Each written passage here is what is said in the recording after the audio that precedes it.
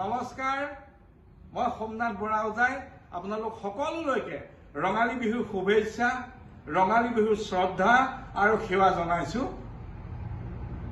টাই আহোম ছাত্ৰ সন্থা ঘিলামৰা আঞ্চলিক আৰু ঘিলামৰা কেন্দ্ৰীয় ৰঙালী বিহুৰ যৌথ উদ্যোগত অহা 23 মাৰ্চৰ পৰা 31 মাৰ্চলৈ ঢোলবাদন, ওজা ঢোলবাদন, বিহু নাচ আৰু বিহু নাম কৰ্মশালা আয়োজন কৰি মোক মুখ্য প্ৰশিক্ষক হিচাপে নিমন্ত্ৰণ কৰিছে।